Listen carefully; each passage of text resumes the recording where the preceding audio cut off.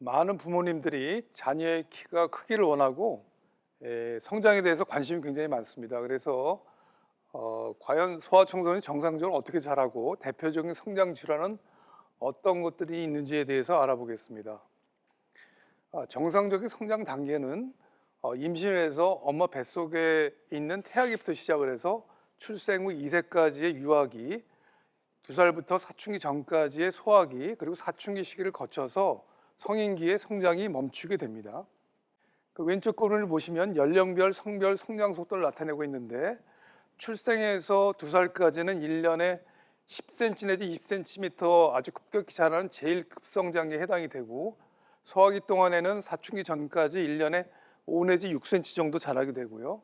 사춘기 시기에는 항상 여자가 남자보다 1년 내지 1년 반이 빨리 와서 여자는 사춘기 동안에 20 내지 25cm가 자라고 남자는 25 내지 30cm가 자란 이후에 사춘기가 끝나면 성장이 끝나게 됩니다.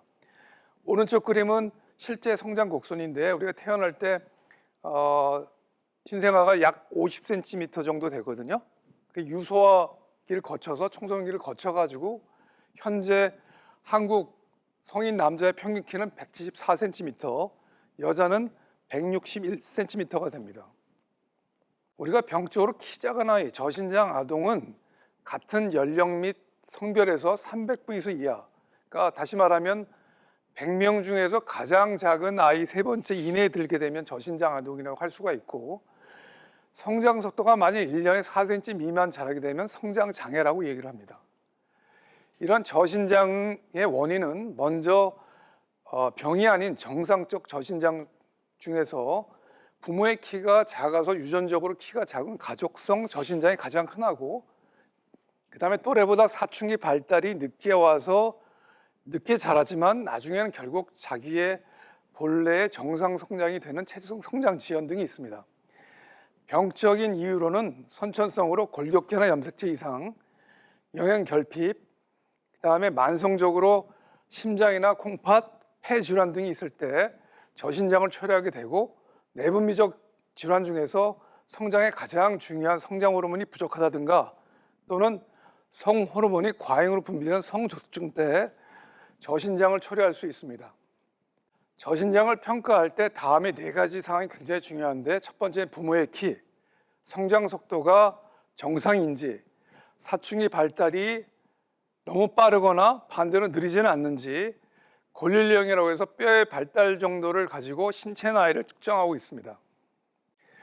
부모님이 성장판에도 굉장히 관심이 많으신데, 보시는 것처럼 이 성장판은 이 긴 뼈의 몸통뼈와 그 중간 그 머리뼈 사이에 있는 까맣게 나타나는 그런 물렁뼈가 되겠습니다. 연골 조직인데 이걸 통해서 우리 뼈의 길이 성장이 이루어지는데, 나이가 들에 따라서 이 연골 조직이 딱딱한 뼈로 바뀌게 되면 하얗게 바뀌게 되거든요. 이게 성장판이 닫힌 상태가 됩니다. 그래서 우리가 항상 성장 치료는 성장판이 닫히기 전에 빨리 시작해야지만 효과를 볼 수가 있습니다. 대표적인 성장 장애인데, 성장호르몬 결핍증 같은 경우에 남자의 사진인데 키가 300분위수 미만으로 굉장히 작고 또 성장 속도도 떨어져 있고요. 실제 나이보다 뼈 나이가 상당히 어립니다.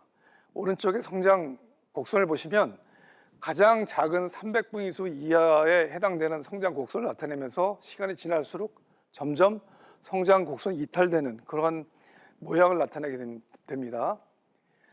성장호르몬 결핍증의 성장호르몬 치료는 치료 시기에 따라서 결과가 달라질 수가 있는데, 만일 6살 정도에 시작을 하게 되면은 따라잡기 성장을 제대로 할 수 있기 때문에 평균 나중에 성인 키가 최종 키가 평균 키에 해당이 되지만, 같은 치료를 한다 하더라도 12살에 이렇게 좀 늦게 시작하게 되면 치료를 안 하는 경우보다는 좀 낫지만 결국에 최종 키는 역시 작은 키가 되기 때문에 성장호르몬 치료 시기에 굉장히 중요한 역할을 하게 되는 것이죠. 사춘기 시작 연령 발달 진행 속도는 영양 상태 또 인종 유전적인 요인에 따라 달라질 수 있는데, 우리나라 아동의 평균 사춘기 시작 연령은 여자는 만 10세, 남자는 만 11세 정도에 시작을 해서 하게 되는데, 사춘기 성조숙증이라 함은 이런 사춘기 발달의 평균 아동보다 과도하게 빠른 경우를 나타냅니다. 그래서 여자는 만일 8세 이전에 가슴이 커진다든가 남자는 9세 이전에 고환이 커지게 되면 성조숙증이라고 우리가 정의할 수가 있고, 이런 성조숙증의 아이들은 여자 같은 경우에는 너무 빠른 나이에, 그러니까 만 10살 이전 총형을 할 수가 있고요. 성장판이 빨리 닫혀서, 뼈나이가 빠르기 때문에 성장 빨리 닫혀가지고 결국에는 작은 키를 원래 자기가 자랄 수 있는 키보다 많이 작게 되는 그런 저신장을 초래하게 됩니다. 전형적인 성조숙증 여아의 사진인데 만 6살임에도 불구하고 이렇게 사진에 나타나는 것처럼 아주 사춘기 발달이 빠르고 키는 아주 크게 됩니다. 그렇지만 이 아동이 어떻게 자라게 되냐면, 오른편의 성장 곡선을 보시면 정상 성장을 나타난 아이보다 빨리 자라게 되지만, 키가 크지만 결국엔 성장판이 빨리 닫혀서 정상적인 아이보다 키가 많이 작게 되는 그런 문제점을 나타나게 됩니다. 그래서 이런 성조숙증의 치료가 가능한데 4주 내지 12주 간격으로 성호르몬 억제하는 주사가 있어서 그걸 투여하게 되면 사춘기 발달을 억제해서 여아의 조기 총형을 방지시킬 수가 있고, 또 빠른 고령령 촉진을 억제해서 정상적인 최종 성인기가 될 수 있도록 그렇게 유도를 해줄 수가 있습니다. 과연 어떤 아이가 성장 진료가 필요하냐, 내분비 전문의한테. 다시 말씀드리면 같은 또래보다 약 10cm 이상 과도하게 작은 아이, 매년 4cm 이하로 성장 속도가 떨어져 있는 경우, 부모의 키는 정상인데 자녀 키가 적거나 또는 반대로 큰 경우, 그다음에 사춘기 시작이 과도하게 빠를 때 병원을 찾으셔서 소아내분비 전문의사를 진료가 필요하겠습니다. 소아성장에 대해서 마지막 요약 슬라이드인데요. 일단은 정확한 신장을, 자녀의 신장을 파악해야 되고, 키를 정기적으로 재서 성장 속도가 어떻게 되는지 알아야 되겠고, 부모의 키, 사춘기 발달 시점이 매우 중요하다.